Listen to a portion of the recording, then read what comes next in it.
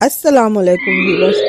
رسول اللہ صلی اللہ علیہ وسلم نزول قرآن کے وقت بہت سختی محسوس فرمایا کرتے تھے، اور اس کی علامتوں میں سے ایک یہ تھی کہ یاد کرنے کے لیے آپ اپنے ہونٹوں کو ہلاتے تھے۔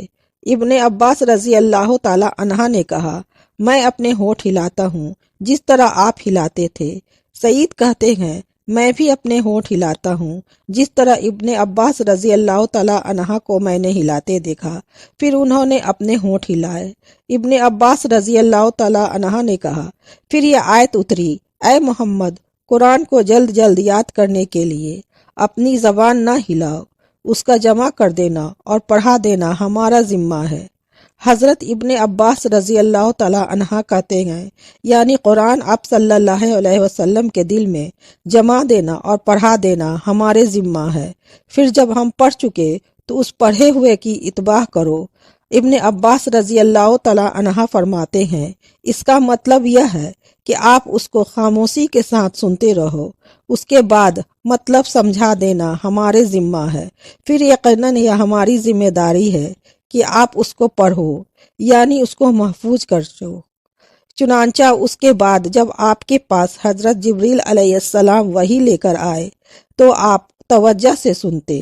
جب وہ چلے جاتے تو رسول اللہ صلی اللہ علیہ وسلم اس وحی کو اسی طرح پڑھتے جس طرح حضرت جبریل علیہ السلام نے اسے پڑھا تھا۔ صحیح بخاری حدیث نمبر 5۔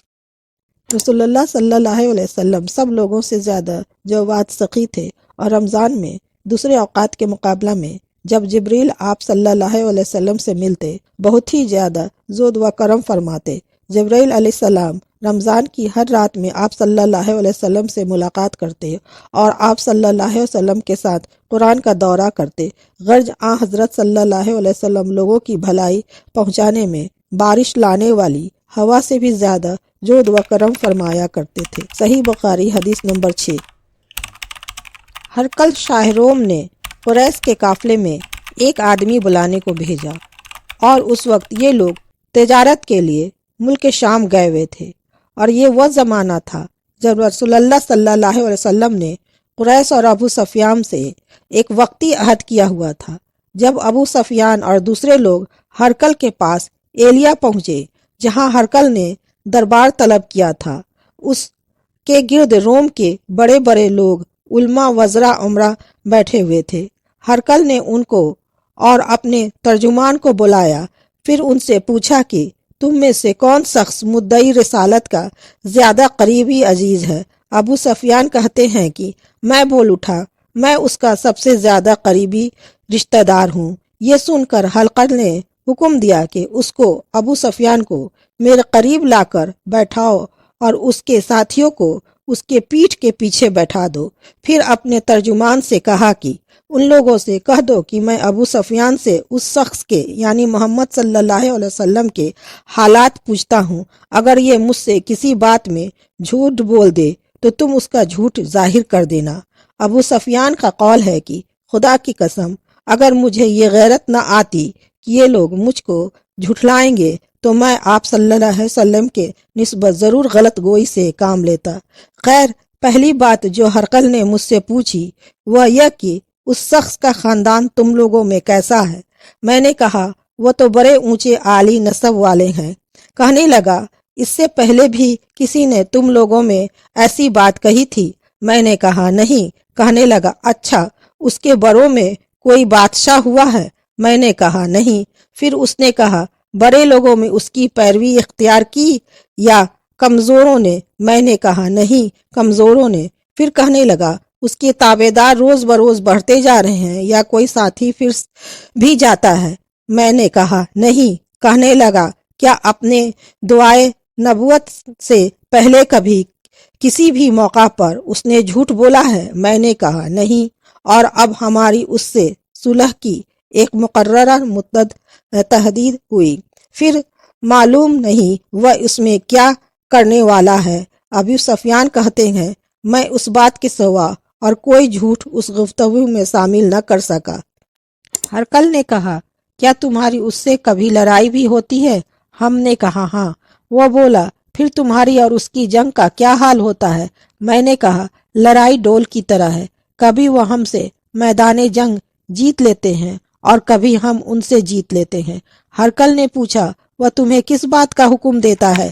मैंने कहा, वह कहता है कि सिर्फ एक अल्लाह ही की इबादत करो और उसका किसी को शरीक ना बनाओ और अपने बाप दादा की शिर्क की बातें छोड़ दो और हमें नमाज पढ़ने, सच बोलने, परहेजगारी और सिलाए रहमी का हुक्म देता है। ये सब सुनकर फिर हरकल ने अपने तर्जुमान से कहा कि अबू सफियान से कह दे कि मैंने तुमसे उसका नसब पूछा तो तुमने कहा कि वह हम में से आली नसब है और ये पैगंबर अपने कौम में आली नसब ही भेजे जाया करते हैं। मैंने तुमसे पूछा कि दवाए नबुवत की ये बात तुम्हारे अंदर उससे पहले किसी और ने भी कही थी तो तुमने जवाब दिया कि नहीं।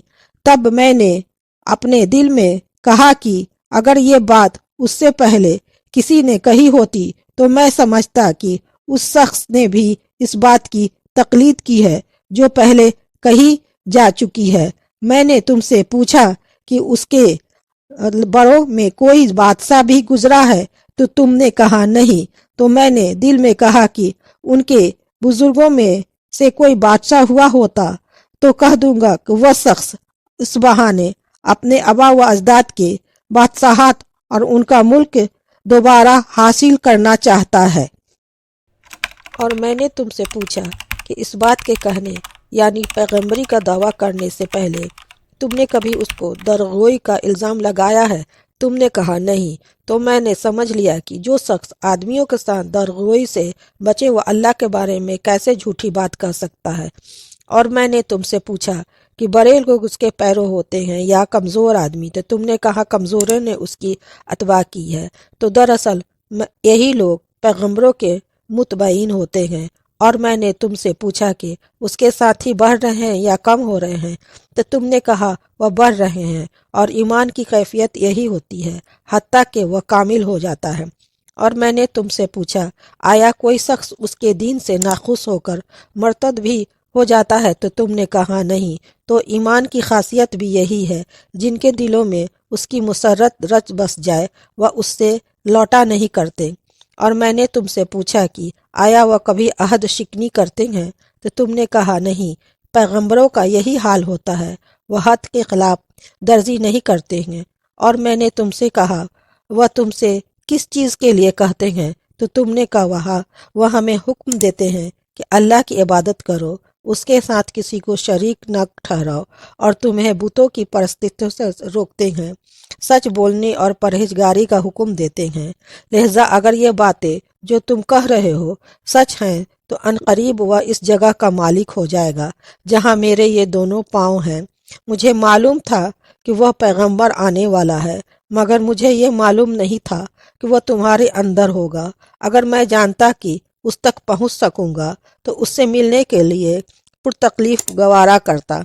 अगर मैं उसके पास होता तो उसके पांव धोता। हरकल ने रसूलुल्लाह सल्लल्लाहु अलैहि वसल्लम का वह ख़त मंगाया जो आपने दहिया के कल्बी रजी अल्लाह अन्हो के ज़रिए हाकिम बुसरा के पास भेजा था और उसने वह हरकल के पास भेज दिया था।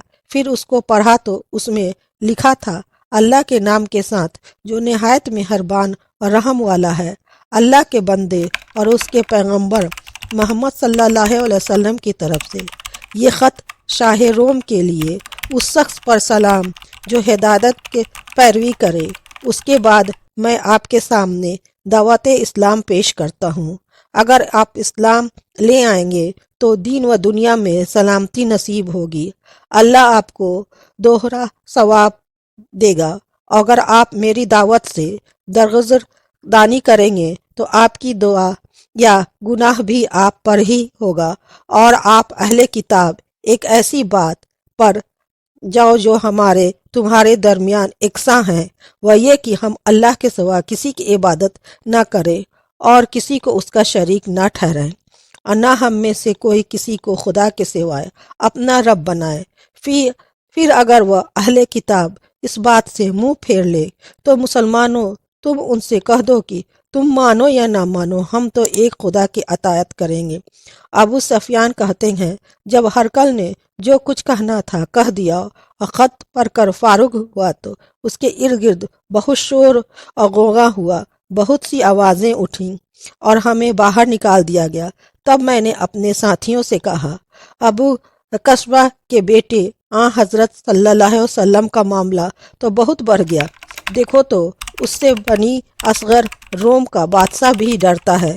مجھے اس وقت سے اس بات کا یقین ہو گیا کہ حضور صلی اللہ علیہ وسلم عنقریب غالب ہو کر رہیں گے، حتیٰ کہ اللہ نے مجھے مسلمان کر دیا۔ راوی کا بیان ہے کہ ابن ناطور ایلیاء کا حکم ہرقل کا مصاحب اور شام کے نصارہ کا لاٹ پادری بیان کرتا ہے۔ ہرقل جب ایلیاء آیا ایک دن صبح کو پریشان اٹھا تو اس کے درباریوں نے دریافت کیا، آج ہم آپ کے حالت بدلی ہوئی پاتے ہیں، کیا وجہ ہے؟ ابن ناطور کا بیان ہے کہ ہرقل نجوم میں تھا، علم نجوم میں وہ بہت پوری مہارت رکھتا تھا۔ اس نے اپنے ہم نشینوں کو بتایا کہ میں نے آج رات میں ستاروں پر نظر ڈالی تو دیکھا ختنہ کرنے والوں کا بادشاہ ہمارے ملک پر غالب آ گیا ہے۔ بھلا اس زمانے میں کون لوگ ختنہ کرتے ہیں؟ انہوں نے کہا، یہود کے سوا کوئی ختنہ نہیں کرتا، سو ان کی وجہ سے پریشان نہ ہو۔ سلطنت کے تمام شہروں میں یہ حکم لکھ بھیجیے کہ وہاں جتنے یہودی ہوں سب قتل کر دیے جائیں۔ وہ لوگ انہی باتوں میں مشغول تھے کہ ہرقل کے پاس ایک آدمی لایا گیا جسے شاہ غسان نے بھیجا تھا۔ اس نے رسول اللہ صلی اللہ علیہ وسلم کے حالات بیان کیے۔ جب ہرقل نے سارے حالات سن لیے تو کہا کہ جا کر دیکھو وہ ختنہ کیے ہوئے ہیں یا نہیں۔ انہوں نے اسے دیکھا تو بتلایا کہ وہ ختنہ کیا ہوا ہے۔ ہرقل نے جب اس شخص سے عرب کے بارے میں پوچھا تو اس نے بتلایا کہ وہ ختنہ کرتے ہیں۔ تب ہرقل نے کہا، یہی محمد صلی اللہ علیہ وسلم اس کے امت کے بادشاہ ہیں جو پیدا ہو چکے ہیں۔ پھر اس نے اپنے ایک دوست کو رومیہ خط لکھا اور وہ بھی علم نجوم میں ہرقل کی طرح ماہر تھا۔ پھر وہاں سے ہرقل حمص چلا گیا۔ ابھی حمص میں سے نکلا نہیں تھا کہ اس کے دوست کا خط اس کے جواب میں آ گیا۔ اس کی رائے بھی حضور صلی اللہ علیہ وسلم کے ظہور کے بارے میں ہرقل کے موافق تھی۔ محمد صلی اللہ علیہ وسلم واقعی پیغمبر ہیں۔ اس کے بعد ہرقل نے روم کے بڑے آدمیوں کو اپنے حمص کے محل میں طلب کیا اور اس کے حکم سے محل کے دروازے بند کر لیے گئے۔ پھر وہ اپنے خاص محل سے باہر آیا اور کہا، اے روم والو، کیا ہدایت اور کامیابی میں کچھ حصہ تمہارے لیے بھی ہے؟ اگر تم اپنی سلطنت کے بقا چاہتے ہو تو پھر اس نبی صلی اللہ علیہ وسلم کی بیعت کر لو اور مسلمان ہو جاؤ۔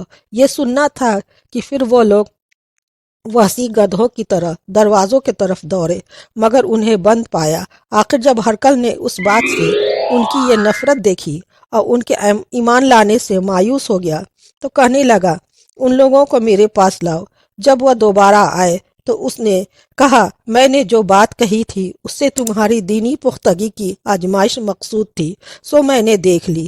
تب یہ بات سن کر وہ سب کے سب اس کے سامنے سجدے میں گر پڑے اور اس سے خوش ہو گئے۔ بالآخر ہرقل کی آخری حالت یہی رہی۔ صحیح بخاری حدیث نمبر 7۔